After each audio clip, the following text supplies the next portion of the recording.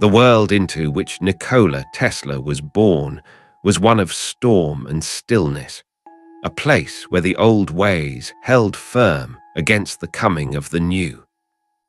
It was the summer of 1856, in a village called Smiljan, nestled in the mountainous region of what was then the Austrian Empire, a land that would later become part of Croatia. The village was small, quiet, a place where the rhythm of life moved with the seasons and the tolling of church bells.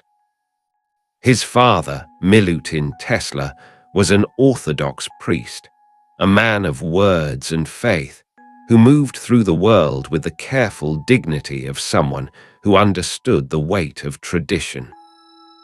His mother, Duca Mandic, possessed a different kind of intelligence, one that expressed itself not in books but in her hands, in the tools and devices she invented to make the work of daily life a little easier, a little more efficient.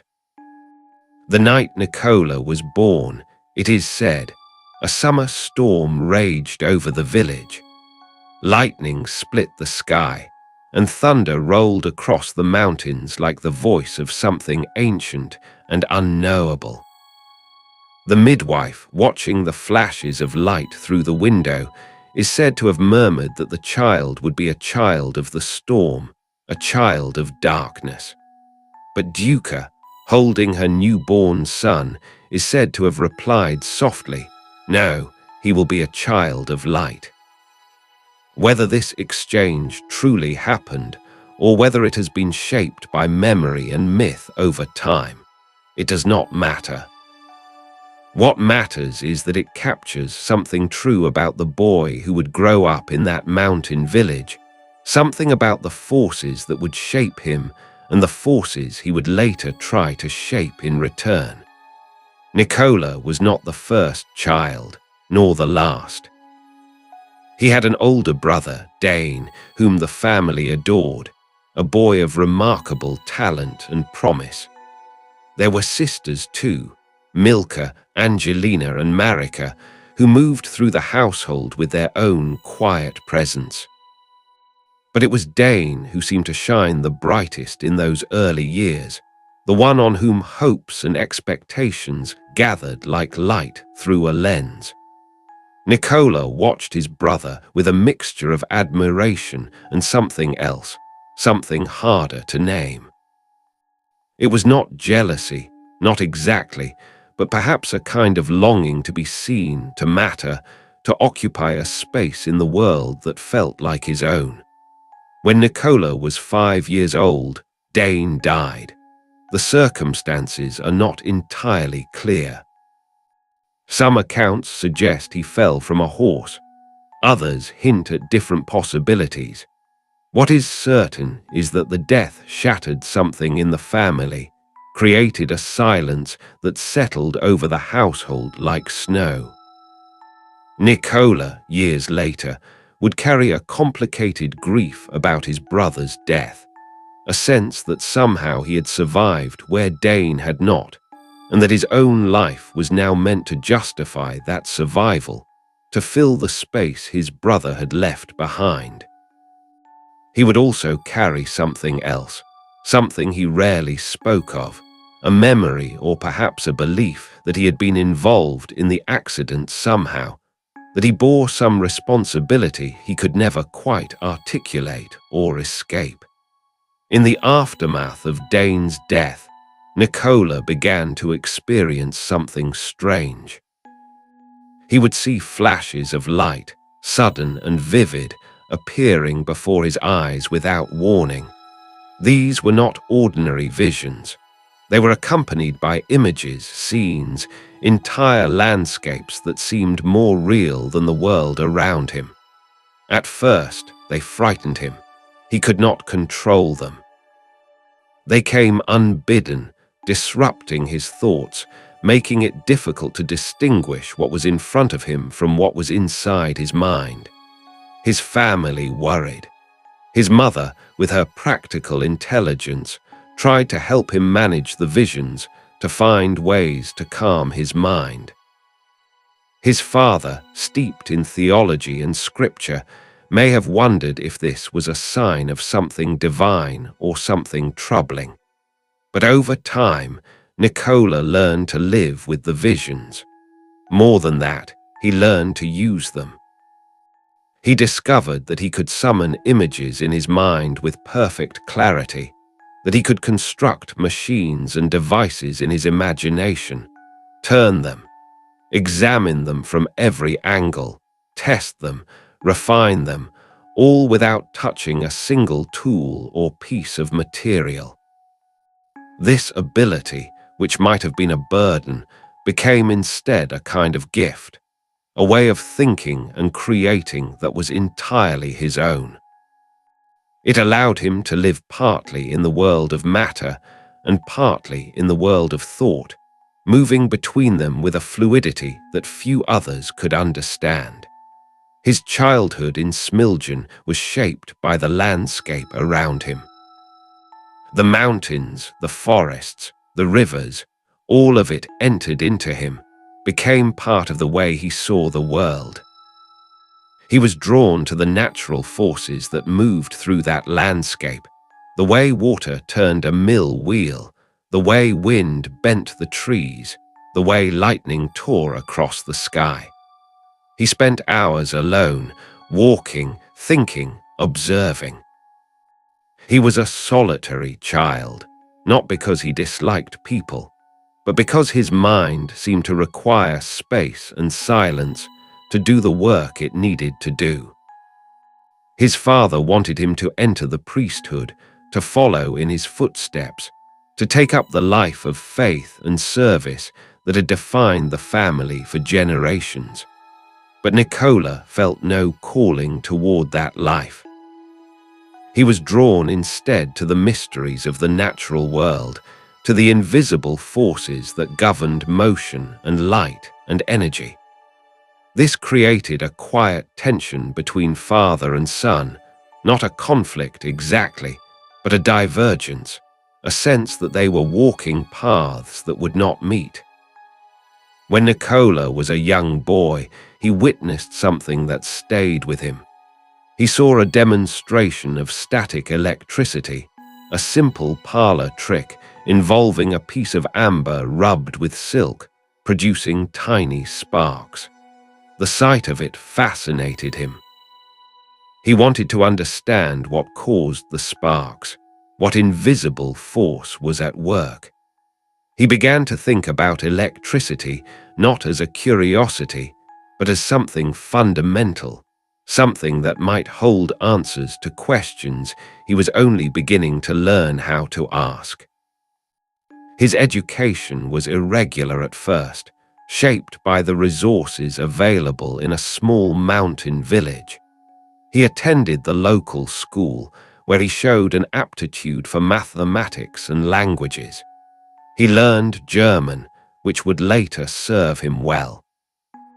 He read whatever he could find, devouring books on science, engineering, philosophy.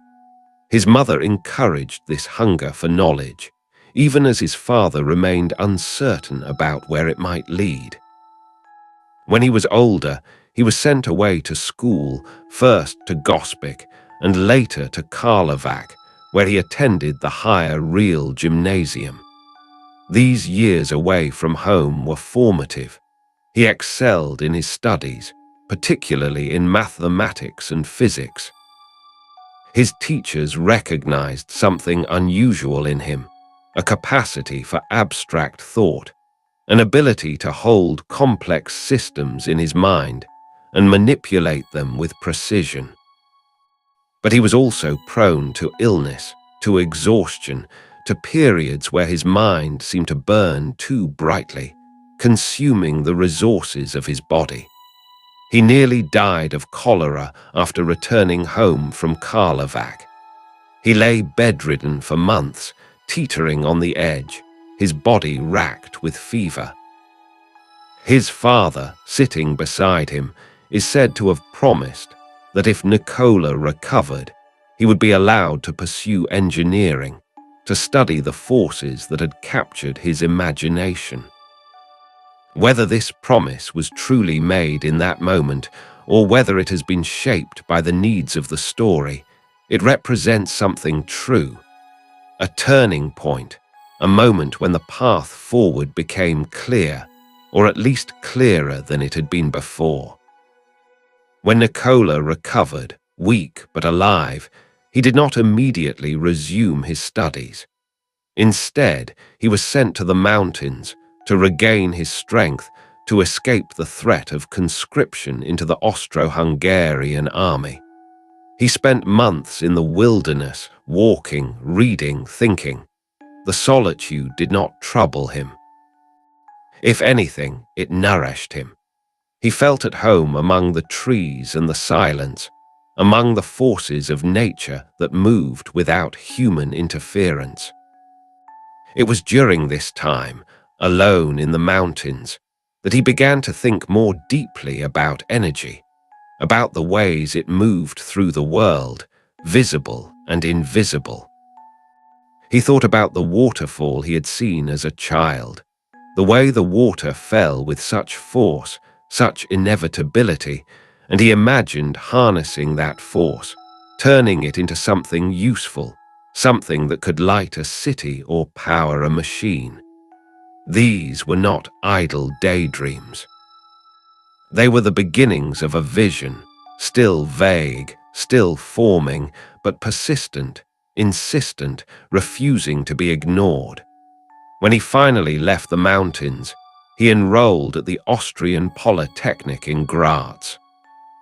He arrived with high hopes, with a sense that he was finally in a place where his mind could be fully engaged, fully challenged.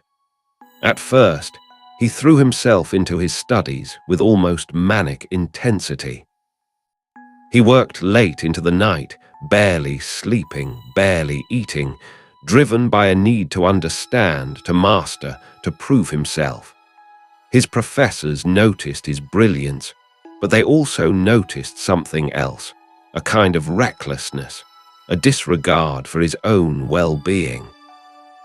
In his second year, he saw something that changed the course of his life.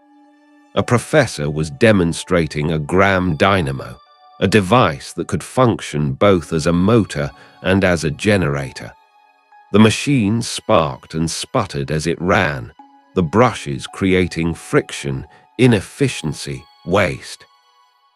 Nikola, watching, suggested that the brushes could be eliminated, that a motor could be designed to run on alternating current instead of direct current, smoothly, without sparks, without the mechanical friction that plagued existing designs.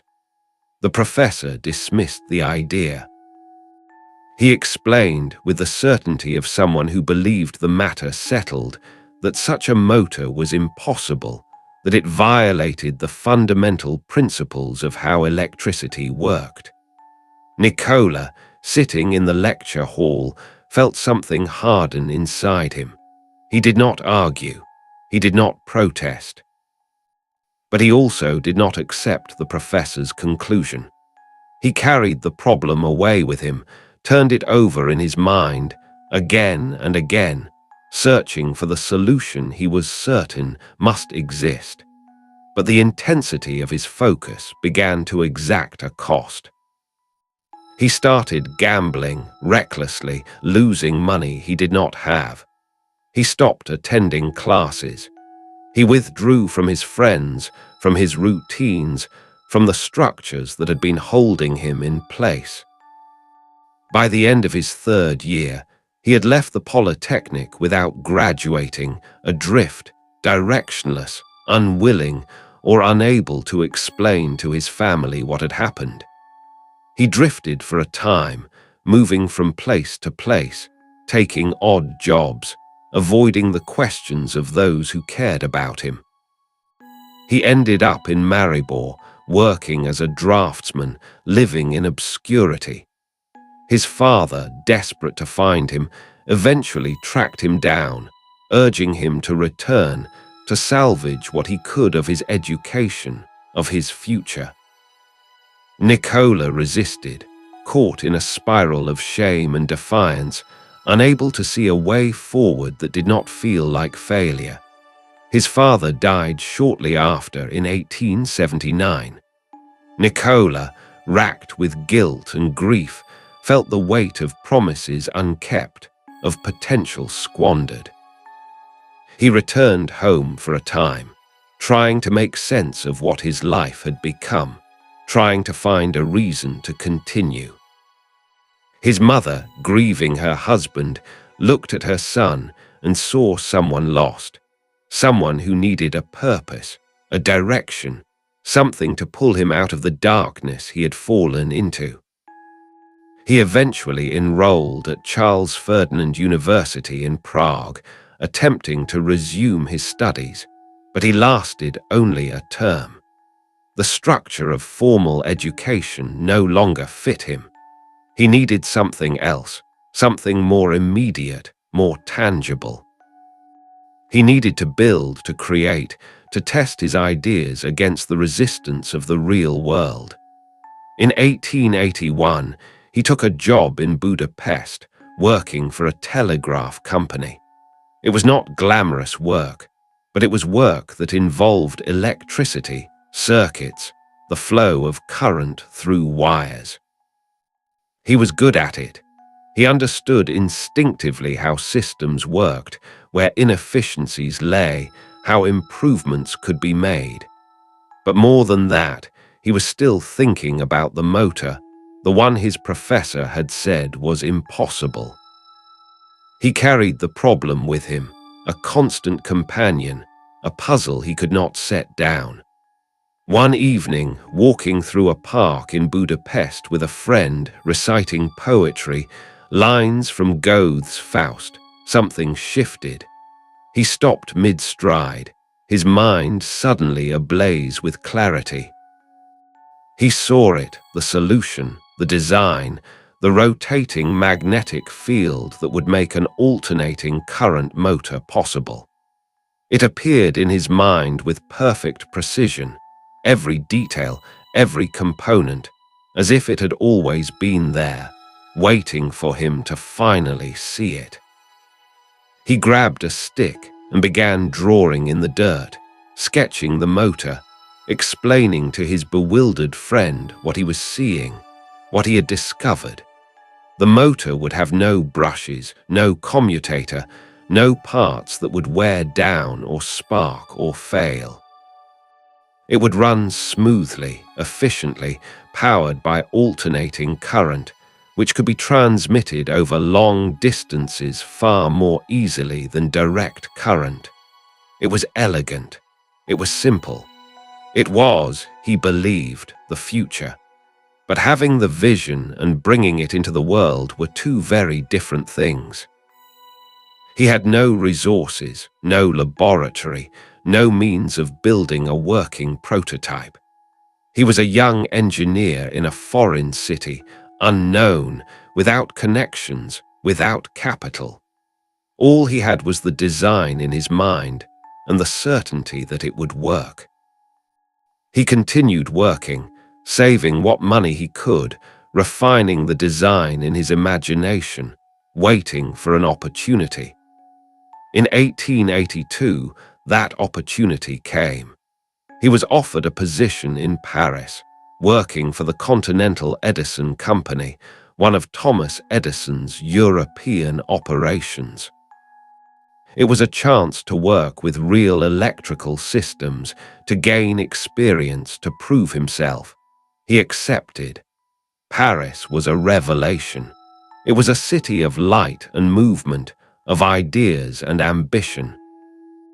He threw himself into his work, designing and installing electrical systems, troubleshooting problems, impressing his superiors with his skill and dedication. But he was also waiting, watching for a chance to present his motor, to find someone who would understand its potential, who would help him bring it into existence. He spoke about it to colleagues, to managers, to anyone who would listen. Most did not understand. Some were polite but dismissive. Others thought he was chasing an impossibility, wasting his time on a dream.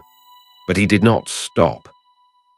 He continued working, continued refining, continued believing that eventually someone would see what he saw. After 2 years in Paris, he was told that if he wanted to truly advance, if he wanted to work at the cutting edge of electrical innovation, he needed to go to America, to New York, to work directly for Thomas Edison himself.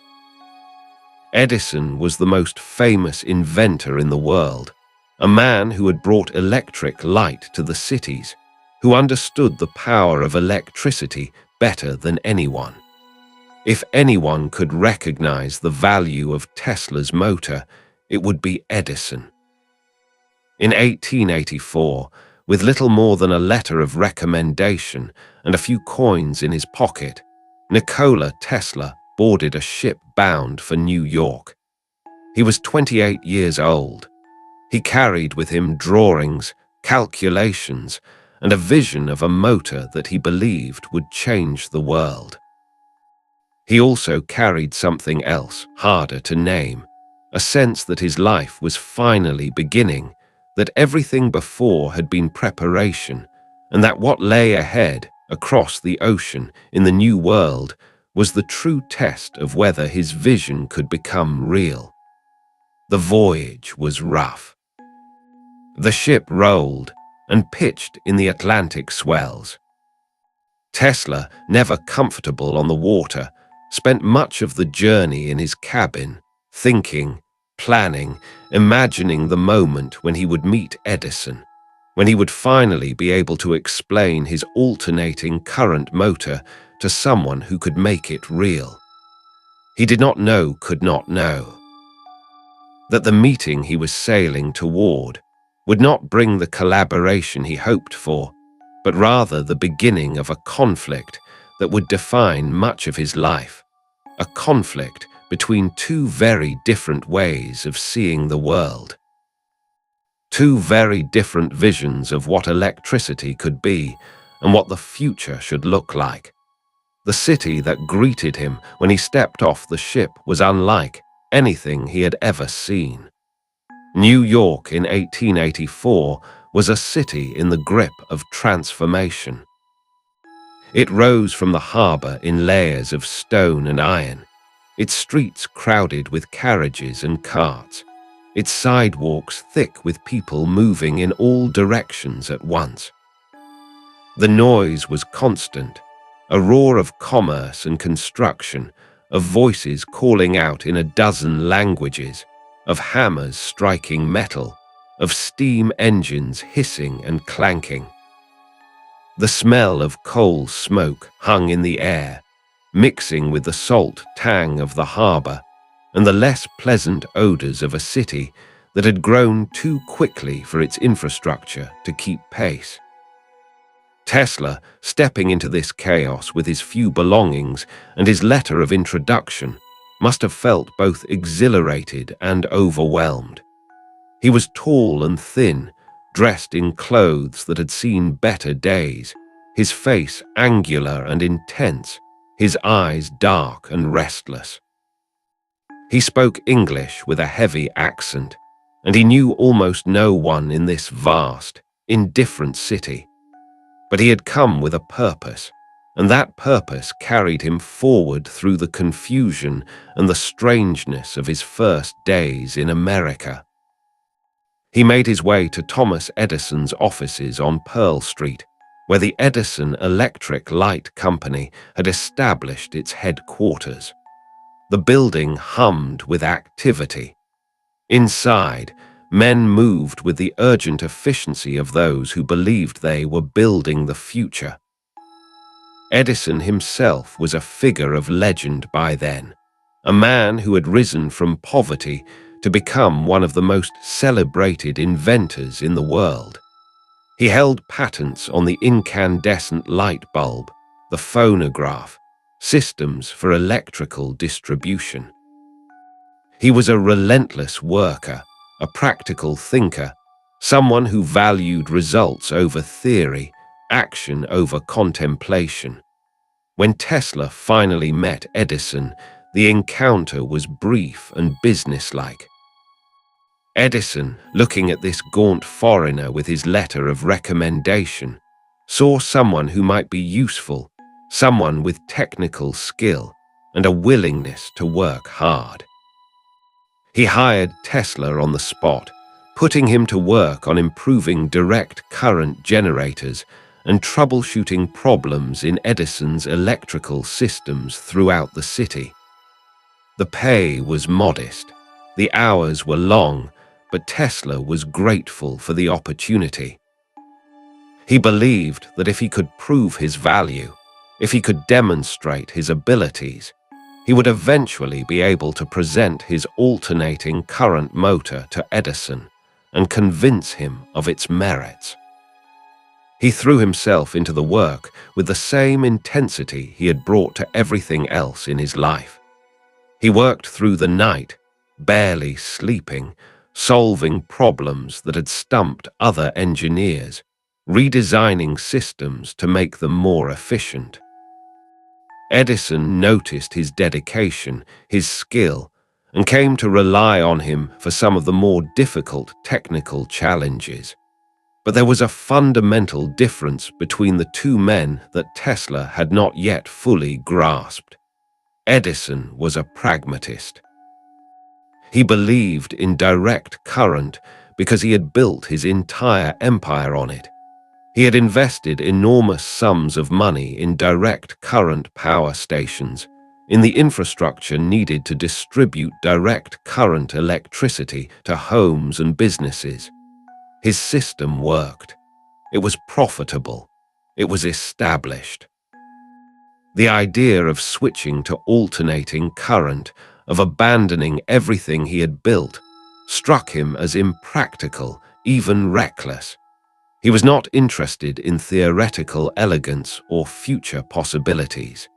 He was interested in what worked now, in what could be sold, in what could generate revenue. Tesla, by contrast, was a visionary. He saw direct current as inherently limited. It could not be transmitted over long distances without massive losses of power. It required power stations to be built every few miles, a cumbersome and expensive proposition. Alternating current, on the other hand, could be stepped up to high voltages for efficient transmission over great distances, then stepped down again for use in homes and businesses. It was, in Tesla's mind, clearly superior, obviously the future. He could not understand why Edison did not see this. He tried, carefully at first, to raise the subject of alternating current with Edison. Edison dismissed it. He called alternating current dangerous, impractical, a passing fad that serious engineers should ignore. He made it clear that he had no interest in pursuing it, and that Tesla's time would be better spent improving the direct current systems that were already in place. Tesla, frustrated but not yet willing to give up, continued his work. He hoped that if he could make himself indispensable, if he could prove his loyalty and his value, Edison might eventually reconsider. But the more time he spent working for Edison, the more he realized that their fundamental approaches to invention, to electricity, to the very nature of progress, were incompatible. There is a story, perhaps apocryphal, that Edison once offered Tesla a substantial bonus, $50,000, if he could redesign and improve Edison's direct current generators. Tesla took on the challenge and succeeded, working for months, creating a series of innovations that made the generators far more efficient and reliable. When he went to Edison to claim the promised bonus, Edison laughed and told him that he had been joking, that Tesla didn't understand American humor.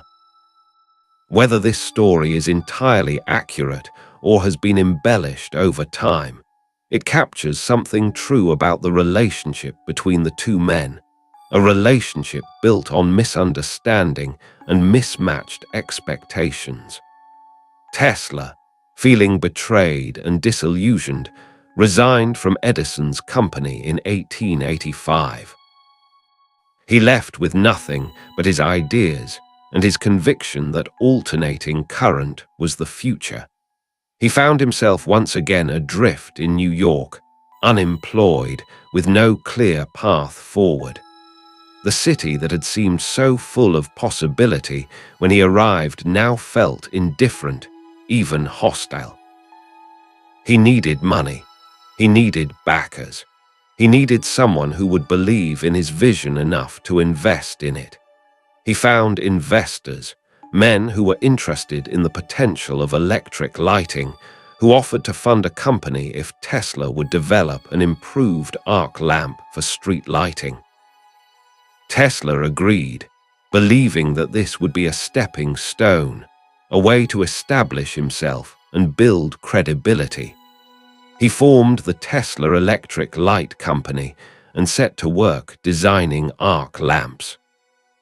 He succeeded in creating an efficient and innovative design, but when the investors saw the finished product, they were satisfied with the lamps alone. They had no interest in Tesla's broader ideas about alternating current motors or power distribution systems. They took the patents for the arc lamps, pushed Tesla out of the company, and left him with nothing. It was a devastating blow. Tesla found himself penniless in New York, forced to take whatever work he could find just to survive. For a time, he worked as a laborer, digging ditches for $2 a day. He, who had walked the streets of Paris as a promising young engineer who had worked alongside Thomas Edison, was now shoveling dirt alongside men who could not read or write. The humiliation of it cut deep. He later said that this period was one of the darkest of his life, a time when he questioned whether his vision had been nothing more than delusion, whether he had wasted his talents chasing something that the world neither wanted nor needed. But even in the depths of that despair, he did not abandon the idea of the motor. It remained with him, as clear and vivid in his mind as it had been that evening in Budapest. He still believed it would work. He still believed it mattered. He just needed a chance to prove it. That chance came in 1887 when he met Alfred S. Brown, a superintendent at Western Union, and Charles F. Peck, a lawyer from Inglewood, New Jersey.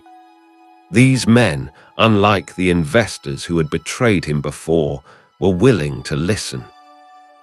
Tesla explained his alternating current motor to them, describing how it worked, why it was superior to direct current, what it could mean for the future of electrical power.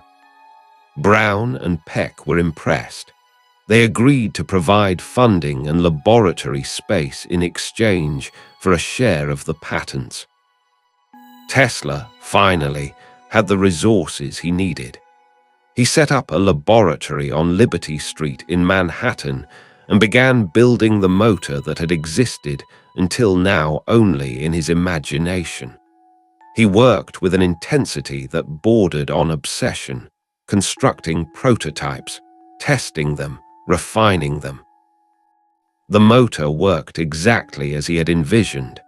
It ran smoothly, efficiently, without sparks or friction, powered by alternating current. It was a vindication of everything he had believed, proof that his vision had been sound.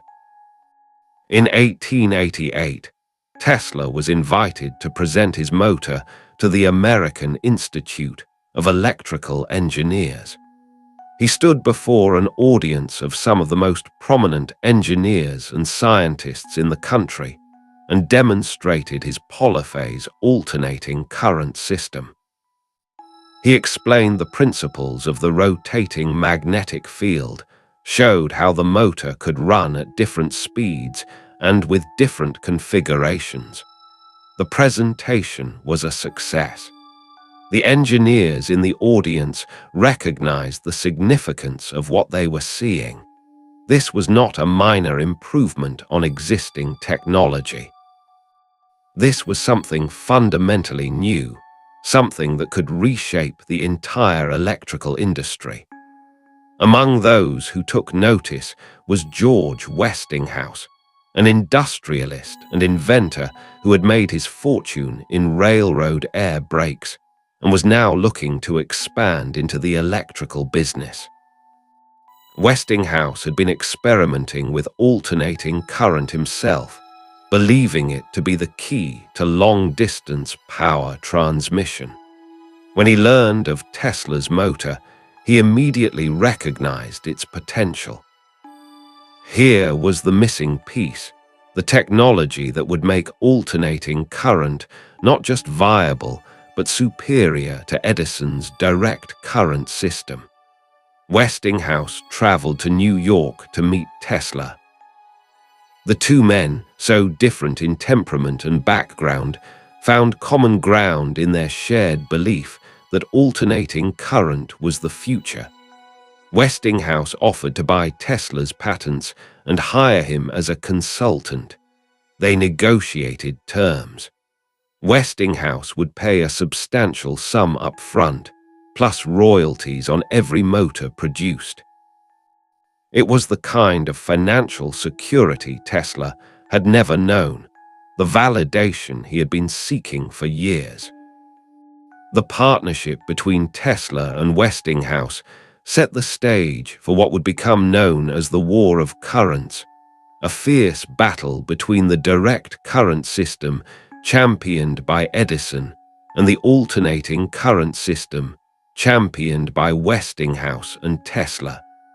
It was not just a technical dispute. It was a struggle for the future of electrical power, for control of an industry that was poised to transform the world. Edison, seeing his empire threatened, fought back with every tool at his disposal. He launched a public relations campaign designed to portray alternating current as dangerous, deadly, unsuitable for use in homes and businesses.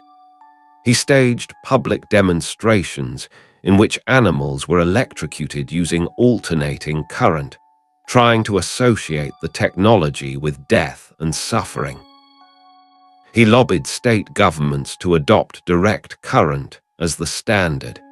He even supported the development of the electric chair, which used alternating current, hoping to cement in the public mind the association between AC and execution. It was a brutal campaign, and it took a toll on Tesla. He was not a businessman.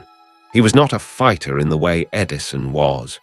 He was an inventor, a dreamer, someone who believed that the superiority of his ideas should be self-evident. The mudslinging, the fear-mongering, the deliberate distortion of facts, all of it disturbed him. But Westinghouse was a seasoned industrialist, and he knew how to fight.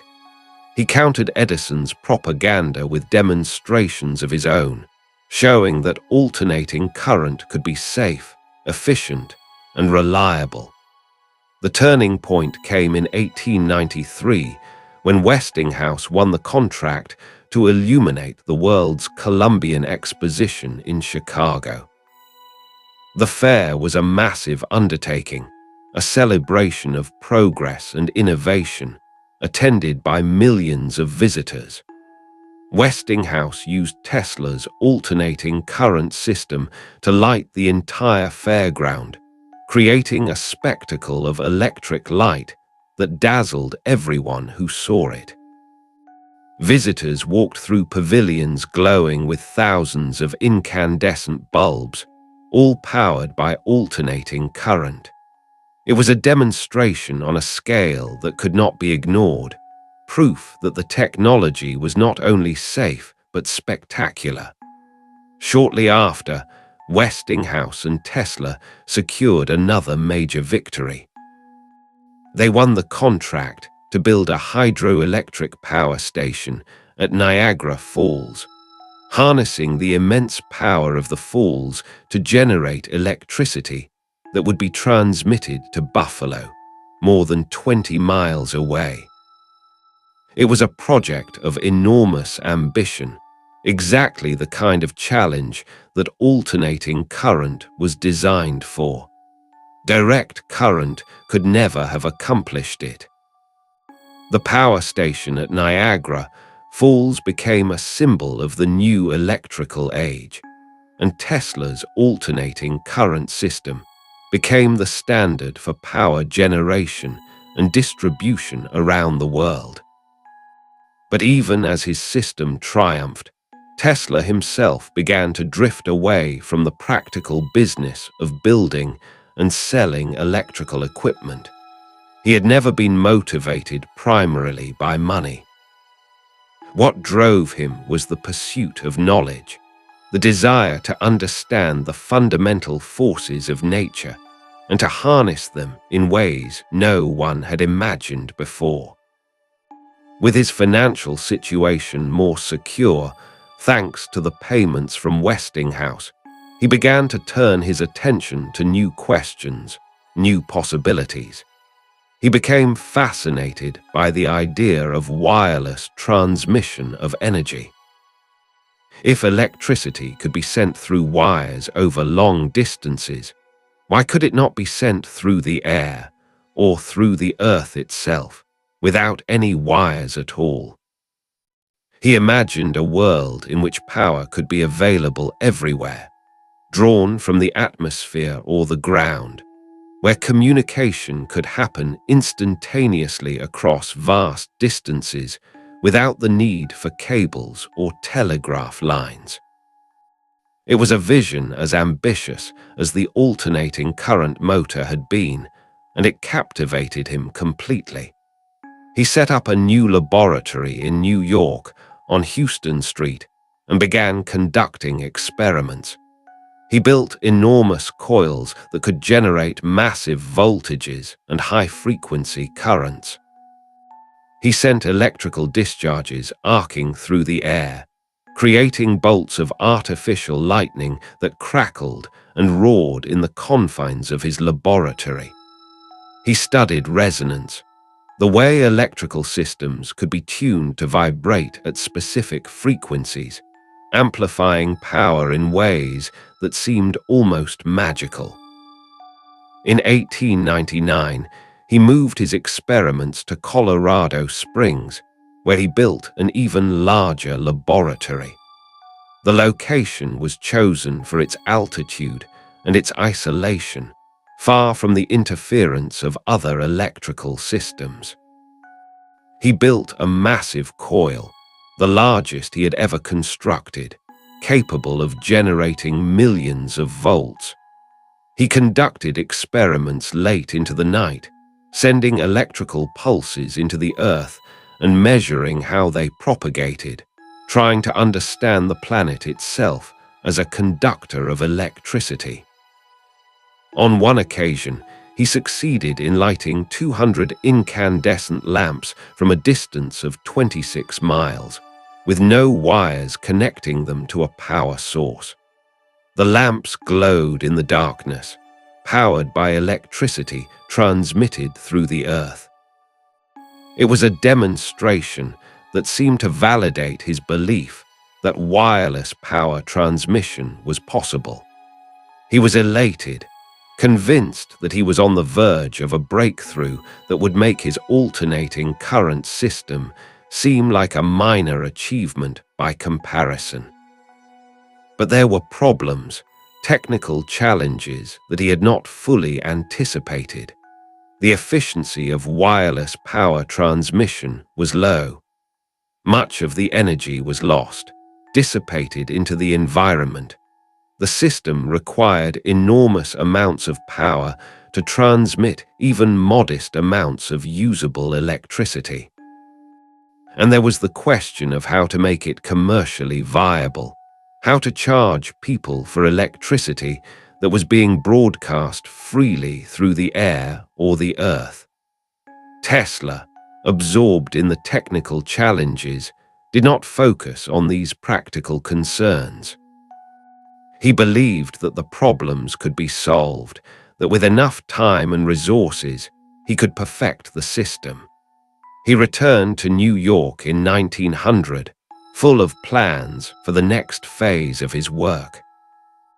He needed funding, a substantial amount, to build a transmission station powerful enough to send electrical energy across vast distances, perhaps even across the ocean. He found a backer in J.P. Morgan, one of the wealthiest and most powerful financiers in America. Tesla approached Morgan with a proposal to build a global wireless communication system, a network of towers that could transmit messages and information to anywhere in the world. Morgan, intrigued by the potential profits from such a system, agreed to invest. He provided Tesla with $150,000 to begin construction. Tesla chose a site on Long Island in a place called Wardenclyffe and began building his tower. It was an ambitious structure, designed to be the first of many, a prototype for a global network. The tower itself was 187 feet tall, topped with a large copper dome. Beneath it, Tesla planned to sink a shaft deep into the earth, creating a connection to what he believed were the electrical currents that flowed through the planet itself. But as construction progressed, Tesla's vision began to expand beyond what he had promised Morgan. He became less interested in wireless communication, which was already being developed by others, most notably Guglielmo Marconi, and more interested in wireless power transmission. He saw Wardenclyffe not just as a communication tower, but as the beginning of a system that could provide free energy to the entire world, drawing power from the natural electrical resonance of the Earth and the atmosphere. Morgan, when he learned of this shift in focus, was alarmed. He had not invested in a scheme to provide free energy. He had invested in a communication system that could generate revenue. The idea of giving away electricity, of making it freely available to anyone, anywhere, was anathema to a man like Morgan, whose entire fortune was built on controlling resources and extracting profit from them. He refused to provide any additional funding. Tesla, desperate to continue, tried to find other investors, but the word had spread that Morgan had withdrawn his support, and no one else was willing to take the risk. The tower at Wardenclyffe stood incomplete, a monument to ambition without the resources to sustain it. Tesla poured what money he had into the project, but it was not enough. By 1905, construction had stopped. The tower stood silent, unused, slowly deteriorating. It was a crushing blow. Tesla had invested not just money but years of his life, his reputation, his dreams into Wardenclyffe. The failure of the project marked the beginning of a long decline, a slow retreat from the center of the scientific and industrial world he had once seemed poised to dominate. He continued to work, continued to invent, but he never again achieved the kind of breakthrough that had defined his earlier years. He moved from one rented laboratory to another, conducting experiments, developing new ideas, filing patents, but always struggling for funding, always on the edge of financial collapse. He lived in hotels, moving frequently when he could no longer pay the bills, leaving behind trunks full of papers and equipment as collateral for unpaid debts. He became a familiar figure in New York, a tall, thin man in an old-fashioned suit, walking the streets, feeding pigeons, dining alone in restaurants, lost in thought. His habits became more eccentric. He developed obsessions with cleanliness, with the number 3, with certain routines that he followed with rigid precision.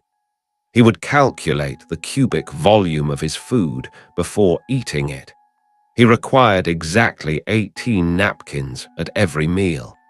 He insisted on staying in hotel rooms with numbers divisible by 3. Some of these behaviors may have been symptoms of obsessive-compulsive disorder, a condition not well understood at the time. Others may have been the result of the immense mental strain he had subjected himself to for decades, the relentless focus, the lack of rest, the constant pressure to prove himself. But even as his circumstances declined, his mind remained active. He continued to think about the fundamental questions that had always fascinated him. He developed theories about cosmic rays, about the nature of matter, about the possibility of extracting energy from the environment. Some of his ideas were prescient, anticipating discoveries that would not be made for decades. Others were speculative, untethered from the experimental rigor that had characterized his earlier work. He gave interviews to newspapers, describing inventions and discoveries that existed primarily in his imagination. He spoke of death rays that could destroy aircraft from hundreds of miles away. He claimed to have developed a method for photographing thoughts. He described a machine that could cause earthquakes. Some of these claims were exaggerations of real research he had conducted. Others were purely theoretical, ideas he had not tested and perhaps could not test with the resources available to him. The press coverage of these claims was mixed. Some journalists treated him with respect, recognizing his past achievements and giving him the benefit of the doubt. Others portrayed him as an eccentric, a relic of an earlier age, someone whose best work was behind him and who was now lost in fantasies and delusions.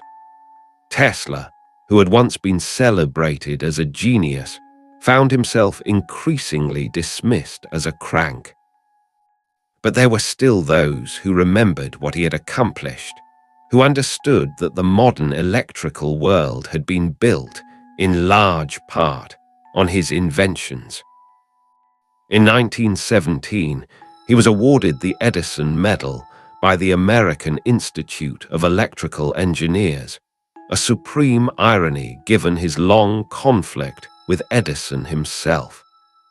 Tesla initially refused the award, still bitter about his treatment by Edison decades earlier, but he was eventually persuaded to accept it.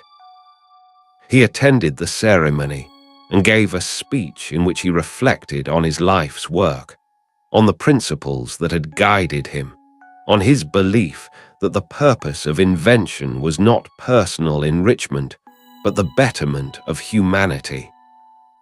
He lived on, year after year, in a series of hotel rooms, supported by a modest stipend from the Westinghouse Company, which continued to pay him out of respect for his contributions, even though they were no longer legally obligated to do so. He spent his days working on new ideas, writing, corresponding with scientists and engineers around the world. He spent his evenings walking, feeding the pigeons that had become his companions in his solitude. He had never married. He had, at various times in his life, felt attractions to women, admiration for their intelligence and grace. But he had always believed that marriage and family would distract him from his work, would dilute the focus he needed to accomplish what he felt he was meant to accomplish. He had chosen his work over everything else, and now, in his old age, he lived with the consequences of that choice, alone but not, perhaps, entirely lonely. There was one pigeon in particular that he cared for deeply. He spoke of her with an affection that surprised those who knew him, describing her as the most important relationship of his later life.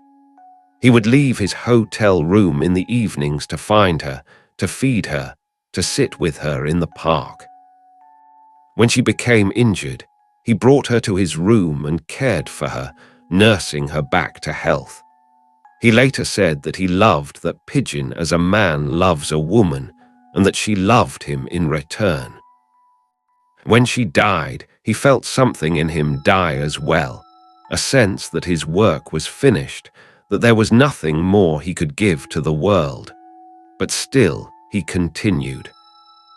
He marked his birthdays with press conferences, inviting journalists to his hotel room on his birthday each year to hear about his latest ideas. On his 75th birthday, he announced his belief that he had solved the problem of wireless power transmission, that he could now transmit energy across any distance with minimal loss. On his 78th birthday, he described a defensive weapon based on charged particle beams, what the press called a death ray, though Tesla himself disliked the term. These announcements were met with skepticism by the scientific community, which had largely moved on from Tesla's style of invention. His reliance on intuition and mental visualization, rather than rigorous mathematical proof and experimental validation. The younger generation of scientists and engineers trained in the new physics of quantum mechanics and relativity found Tesla's theories outdated, his approach unscientific. They respected what he had done in the 1890s, but they did not take his later claims seriously. Tesla felt the isolation deeply. He had always been a solitary figure, but in his earlier years, his solitude had been a choice, a necessary condition for the kind of focused work he did. Now it was forced upon him, not by his own preference, but by the indifference of a world that had moved on without him. He was a man out of time, still thinking in terms of the electrical age he had helped create, while the world around him was entering a new age of atomic energy and electronic computing. On January 7, 1943, Tesla was found dead in his room at the New Yorker hotel. He was 86 years old. He had died alone, as he had lived much of his life. The cause of death was coronary thrombosis, a heart attack. His body was discovered by a maid who had entered the room to clean. The "Do Not Disturb" sign had been on his door for several days. The news of his death was reported in newspapers around the world. Some of the obituaries were generous, celebrating his contributions to electrical engineering, acknowledging that the modern world of electric power and motors owed much to his genius. Others were more reserved, noting his eccentricities and his unfulfilled promises, treating him as a tragic figure who had failed to live up to his early potential. After his death, representatives from the Office of Alien Property Custodian came to his hotel room and seized his papers and belongings. Tesla had never become an American citizen, though he had lived in the United States for nearly 60 years, and so his property was technically subject to government oversight.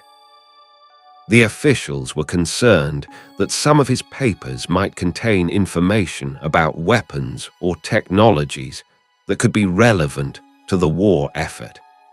The United States was in the midst of World War II, and anything that might have military applications was of interest. The papers were examined by a team that included John G. Trump, an electrical engineer and professor at MIT. After reviewing Tesla's notes and documents, Trump concluded that they contained no workable plans for any weapon or technology that would be of immediate use. Much of what he found was speculative, theoretical ideas that had never been fully developed or tested. The papers were eventually released to Tesla's family and are now housed in the Tesla Museum in Belgrade. Tesla's funeral was held at the Cathedral of St. John the Divine in New York. It was attended by more than 2,000 people, a mix of scientists, engineers, dignitaries, and ordinary people who had been touched by his work or inspired by his vision. His body was cremated, and his ashes were eventually taken to Belgrade, where they remain in a gold-plated sphere in the Tesla Museum, a monument to a man who had devoted his life to understanding and harnessing the invisible forces that shape the world. In the years and decades after his death, Tesla's reputation underwent a curious transformation. During his lifetime, particularly in his later years, he had been largely forgotten, overshadowed by Edison and other inventors who had been more successful at translating their ideas into commercial enterprises. But as the 20th century progressed, as the world became increasingly dependent on the alternating current system he had pioneered, as wireless communication and many of the other technologies he had envisioned became commonplace, interest in Tesla began to revive. He became a figure of fascination for those interested in the history of technology, a symbol of the lone inventor whose genius was unappreciated in his own time. Writers and filmmakers portrayed him as a visionary who had seen the future more clearly than his contemporaries, a man who had been ahead of his time and had suffered for it. Some of this renewed attention was well-founded, based on a genuine appreciation for his contributions to electrical engineering. Some of it veered into mythology, attributing to him inventions and discoveries he had never claimed, and abilities he had never possessed. There were claims that he had invented radio before Marconi, that he had discovered X-rays before Röntgen, that he had anticipated radar and countless other technologies. Some of these claims had a basis in fact. Tesla had indeed conducted experiments with wireless transmission that predated Marconi's work, and he had taken X-ray images in his laboratory. But the question of who invented what first is often more complicated than it appears, and Tesla himself, during his lifetime, had not always pressed his claims aggressively, preferring to move on to the next idea rather than fight over credit for the last one. What is beyond dispute is that his polyphase alternating current system, the rotating magnetic field motor, and the transformers and generators that made it work, fundamentally changed the world.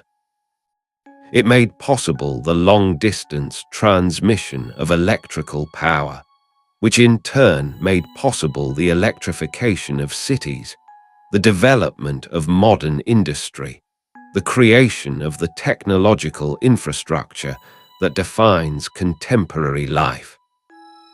Every time someone turns on a light, charges a device, uses an electric appliance, they are benefiting from the system that Tesla envisioned and brought into being. But his legacy is not just technical. It is also philosophical, a reminder of the role that imagination plays in scientific and technological progress. Tesla's greatest inventions began not with experiments or calculations, but with visions, with images that appeared in his mind fully formed, which he then worked to realize in the physical world. He demonstrated that there is more than one path to discovery, that intuition and visualization can be as powerful as rigorous method, at least in the hands of someone with the right kind of mind. He also demonstrated the costs of that approach. His relentless focus on his visions, his inability or unwillingness to compromise, his lack of interest in the practical business of turning inventions into profitable enterprises, all of these contributed to his eventual isolation and financial ruin. He was a man who wanted to give his inventions to the world, who believed that knowledge and technology should be shared freely for the betterment of humanity. And he lived in a world that did not work that way, a world where inventions were commodities, where patents were assets, where the value of an idea was measured by the revenue it could generate. There is a poignancy in the contrast between his early triumphs and his later struggles, between the moment when his alternating current system lit up the world's Columbian Exposition and the years he spent alone in hotel rooms, feeding pigeons and filling notebooks with ideas that no one would fund. It is tempting to see his life as a tragedy, as the story of a genius destroyed by a world that could not understand or appreciate him. But perhaps that is not quite right. Perhaps his life is better understood not as a tragedy, but as a testament to the value of persistence, of belief in one's vision, even when the world is indifferent or hostile. He continued working until the end, not because he expected recognition or reward, but because he could not imagine doing anything else. The work itself was the point, the pursuit of understanding, the attempt to see more clearly into the nature of things. In his later years, when journalists would ask him about his greatest achievement, he did not point to the alternating current motor or any of his many patents. He spoke instead about his method of visualization, his ability to construct machines entirely in his mind, to test them and refine them without ever building a physical prototype. This, he said, was what mattered most to him, this way of seeing, this ability to move between the world of thought and the world of matter. He was a man who lived much of his life in his own mind, in a realm of ideas and visions that were more real to him than the physical world around him.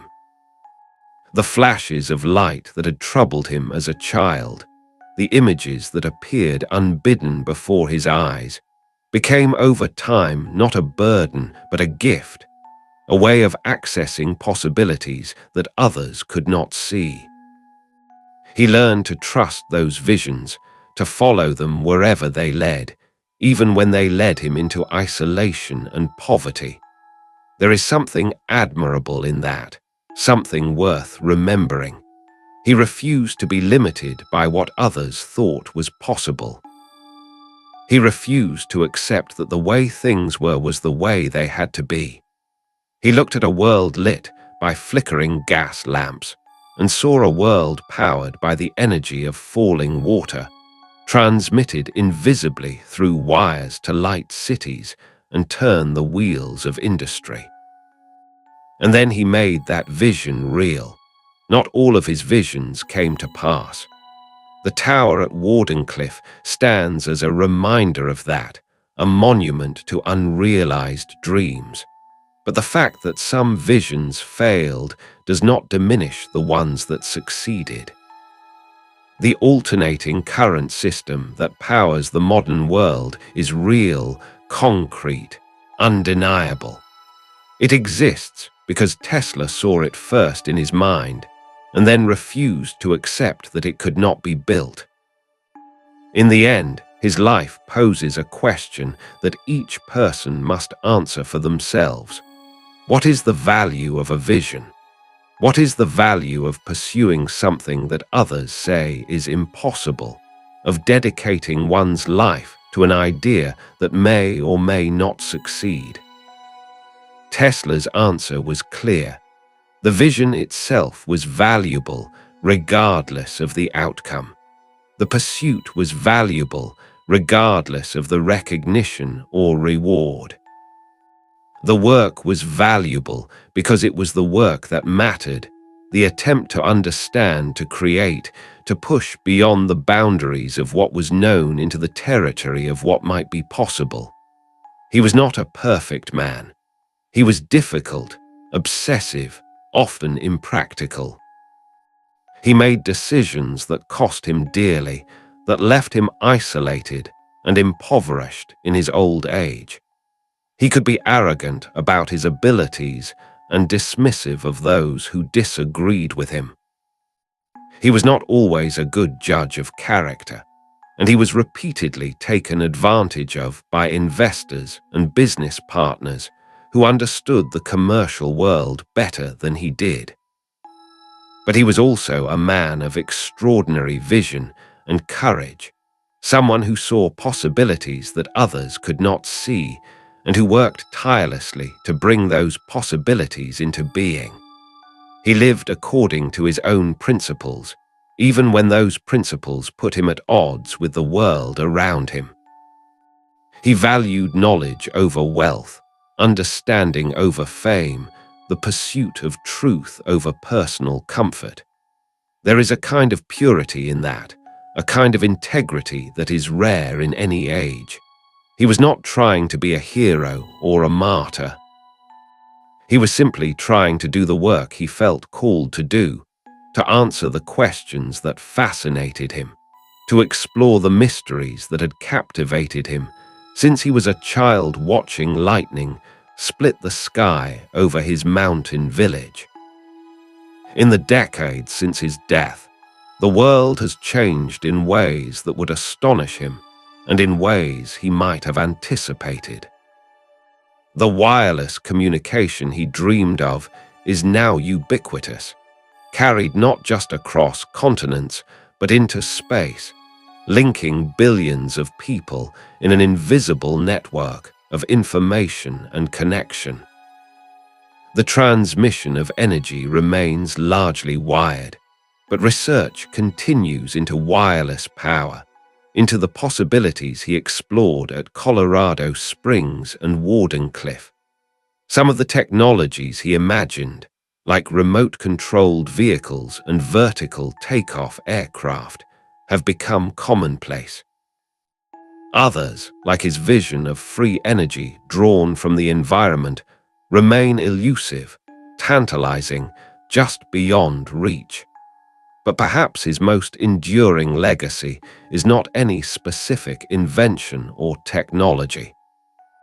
Perhaps it is the example he set, the model of what it means to be an inventor, a visionary, someone who looks at the world not as it is, but as it could be. He showed that it is possible to imagine something entirely new and then to will it into existence through persistence and ingenuity. He showed that a single person, armed with nothing but an idea and the determination to pursue it, can change the course of history. That is not a small thing. It is easy, looking back from the vantage point of the present, to take for granted the technologies that surround us, to forget that they did not simply emerge on their own, but were imagined and created by individual human beings, often in the face of skepticism and opposition. Tesla's life reminds us that progress is not inevitable, that the future is not predetermined, that it is shaped by the choices and visions of those who are willing to see beyond the present and work to create something better. He spent the last years of his life in obscurity, largely forgotten by a world that had moved on. But he did not despair, or if he did not let it stop him from working. He continued to think, to imagine, to explore the questions that had always fascinated him. He continued to believe that his work mattered, that it would be understood eventually, that the seeds he had planted would grow into something significant, even if he did not live to see the harvest. And he was right. The world did come to understand, did come to appreciate what he had accomplished.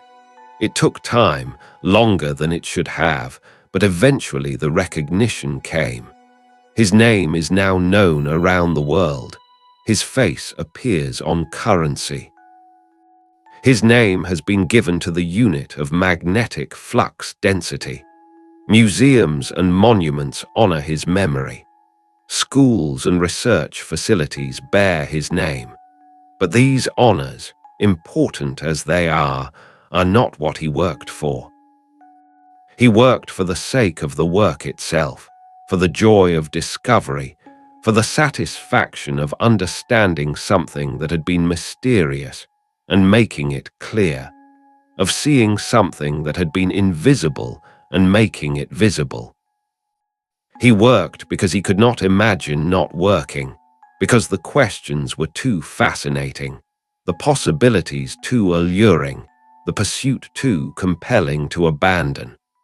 On quiet nights in his hotel room, when the city outside had settled into sleep, when the traffic had thinned and the voices had faded, he would sit at his desk and work by lamplight, filling pages with calculations and diagrams, sketching out ideas that might or might not lead anywhere. The act of working was itself a kind of meditation, a way of ordering his thoughts, of finding peace in the midst of chaos. He had spent his whole life in pursuit of invisible forces, trying to understand electricity, magnetism, resonance, all the phenomena that could not be seen but only inferred from their effects. There was something appropriate in that, something fitting. He himself was in many ways an invisible force, a presence that shaped the world without being fully recognized, that moved through history leaving effects that would only be understood later, long after he was gone. The pigeons he fed in his final years were perhaps the only living things that knew him in those days, that recognized him, that responded to his presence with something like affection. They would gather around him when he walked through the park, would eat from his hands, would land on his shoulders. In their simplicity, in their lack of judgment or expectation, they offered him something he had rarely found among people: uncomplicated companionship, a relationship without demands or disappointments. When he thought back over his life, over the long arc from his childhood in the mountains of Croatia to his old age in the canyons of Manhattan, what did he feel? Satisfaction? Regret? Some mixture of both. He had accomplished much, more than most people could dream of accomplishing. He had seen his visions become reality, had watched his alternating current system spread across the world, transforming it in ways both large and small. But he had also left much undone, had seen promising lines of research abandoned for lack of funding, had watched his later ideas dismissed or ignored. He had lived to see the world change, had lived through the transition from gas lamps to electric lights, from horse-drawn carriages to automobiles, from telegraphs to radio, from a world powered by steam and muscle to a world powered by electricity and internal combustion. He had helped create that world, had been one of the architects of the modern age, and yet in some fundamental way he had never quite belonged to it. He had remained always slightly apart, observing, imagining, thinking about the next transformation, the next possibility. As the years advanced and his strength began to fail, as the visions that had once come so vividly began to fade, as the ideas that had flowed so freely began to slow, he may have felt a kind of relief. He had worked for so long, had driven himself so hard, had sacrificed so much in pursuit of his vision. Perhaps there was peace in the gradual letting go, in the acceptance that the work was done, or at least that his part in it was coming to an end. But even then, even as his body weakened and his energy waned, his mind remained active, turning over problems, questioning, wondering. There were still mysteries he had not solved, still questions he had not answered. There was still so much he wanted to understand, so much he wanted to know. On the last day of his life, alone in his hotel room, did he think about the motor, the one that had appeared in his mind so many years ago in a park in Budapest? Did he think about the tower at Wardenclyffe, standing incomplete on Long Island, a monument to dreams unrealized? Did he think about the life he might have lived if he had made different choices, if he had been more practical, more willing to compromise, more focused on profit and security?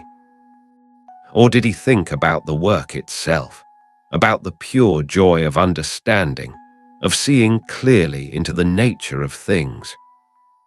Did he think about those moments when everything suddenly made sense, when the solution to a problem appeared fully formed, when the invisible became visible and the impossible became real? We cannot know. He left no final words, no last testament explaining how he felt or what he thought as his life drew to a close. He died as he had lived much of his life, alone, silent, his thoughts his own. What remains is the work.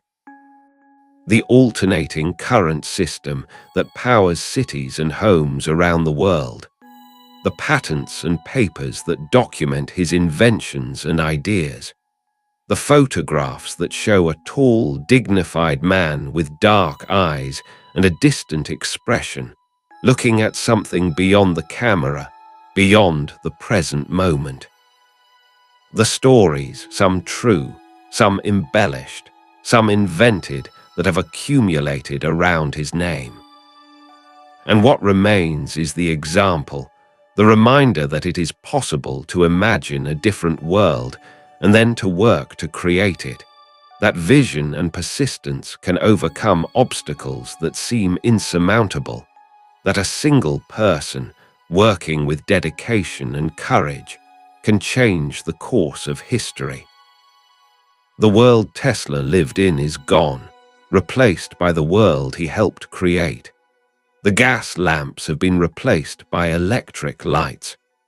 The power stations he worked on in the 1880s have been superseded by vast generating facilities distributing power across continental grids. The technologies he pioneered have been refined and extended in ways he could not have anticipated.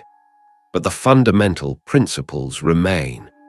The rotating magnetic field he discovered still drives motors around the world. The transformers he developed still step voltage up for transmission and down for use. The alternating current system he championed is still the foundation of the global electrical infrastructure. In that sense, He is still present, still active, still shaping the world. Every time a motor turns, every time electricity flows through a transformer, every time power is transmitted from a generating station to a home or factory, his vision is being realized again, his work continuing. He wanted to give the world free energy, to make power available to everyone, everywhere, without cost or restriction. That vision was never realized, at least not in the form he imagined.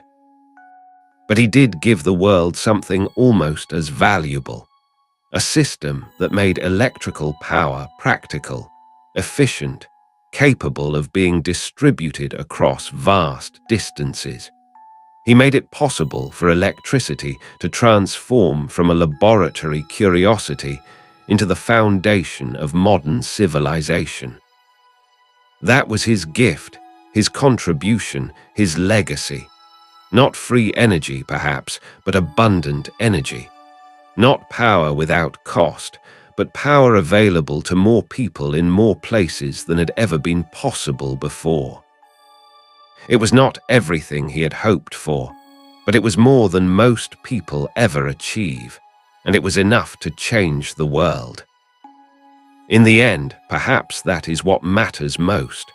Not whether every vision is realized exactly as imagined, but whether the work contributes something of value, whether it moves the world forward in some meaningful way, whether it opens possibilities that had not existed before. Tesla's work did that.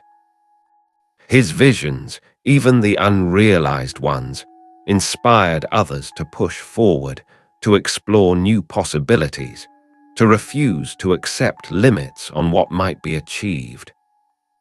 The tower at Wardenclyffe may have failed, but the idea behind it, the dream of wireless power and global communication, continued to inspire researchers and inventors long after Tesla was gone. He lived in a time of extraordinary change, a moment in history when the old world was giving way to the new, when the technologies that would define the 20th century were being invented and refined. He was both a product of that moment and one of its architects, shaped by the possibilities it offered and shaping those possibilities in turn. He came from a small mountain village, from a world of priests and peasants, of tradition and faith, and he helped create a world of electricity and machines, of science and technology. He bridged two eras, carrying something from the old world into the new, a sense of wonder, a belief in forces larger than himself, a conviction that there were mysteries still to be explored and understood. That sense of wonder, that conviction never left him. Even in his final years, living in hotel rooms, feeding pigeons, largely forgotten by the world, he continued to believe that there were discoveries still to be made, that the invisible forces that had fascinated him as a child still held secrets worth pursuing. He died believing that, believing in the value of the work, in the importance of the questions, in the possibility that understanding could be achieved, that mysteries could be solved, that the world could be changed for the better through knowledge and invention. Whether he was right about everything he believed, whether all his visions were sound, is less important than the fact that he believed, that he pursued his visions with dedication and courage, that he refused to be limited by the skepticism of others or by the practical difficulties he encountered. He showed what is possible when vision and persistence combine, when someone is willing to devote their life to an idea, to sacrifice comfort and security and recognition in pursuit of understanding. He showed that it is possible to see beyond the present, to imagine a future that does not yet exist, and then to work to bring that future into being. That is his true legacy, more lasting than any specific invention or technology. He left behind not just a system for generating and distributing electrical power, but an example of what it means to be a visionary, to live in service of an idea, to pursue understanding even when the path is difficult and the destination uncertain. The story of his life is not a simple one of triumph or tragedy. It is more complex than that, more human. It is a story of great achievements and painful failures, of recognition and obscurity, of vision and obsession, of connection and isolation. It is a story that contains all the contradictions and complications of a life fully lived, a life devoted to something larger than personal comfort or security. In the quiet of the late evening, when the city has settled into its rhythms and the noise of the day has faded, it is possible to imagine him still working, still thinking, still pursuing the questions that fascinated him. The light burning in his hotel room window, the scratch of pen on paper, the mind that never quite rested reaching out toward understanding. He is gone now, has been gone for many decades. But his work remains, woven into the fabric of the modern world, present in ways both visible and invisible. The lights that glow in the darkness, the motors that turn, the power that flows through wires strung across continents, all of it carries something of his vision, something of his persistence, something of his refusal to accept that the world could not be changed. And perhaps that is enough. Perhaps that is all anyone can hope for, to leave the world a little different than it was, to contribute something of value, to plant seeds that will grow long after one is gone. Tesla did that. He planted seeds that grew into the electrical age, into the world we inhabit now, a world powered by his vision, shaped by his inventions, transformed by his refusal to accept limits on what was possible. The story ends where it began, with light and storm, with forces invisible and powerful, with the recognition that there are mysteries in the world still waiting to be understood. Tesla devoted his life to understanding those mysteries, to harnessing those forces, to transforming vision into reality. He did not succeed in everything he attempted, but he succeeded in enough to change the world, and in that changing, to leave a mark that will endure as long as electricity flows through wires and motors turn and lights push back the darkness. In the stillness that follows the end of a story, there is room for reflection, for thinking about what has been learned, about what the life meant, and what it continues to mean. Tesla's life invites that reflection, encourages it, rewards it. There is something in his story for anyone who has ever had a vision, who has ever pursued an idea against the advice of others, who has ever believed that the world could be different and worked to make it so. The night deepens, the city sleeps. And somewhere in the quiet, in the spaces between thoughts in the realm, where vision and reality meet the work, continues the questions persist, the mysteries remain waiting for the next person with the courage to pursue them, the next mind capable of seeing what others cannot see. The next visionary willing to devote their life to bringing light into darkness.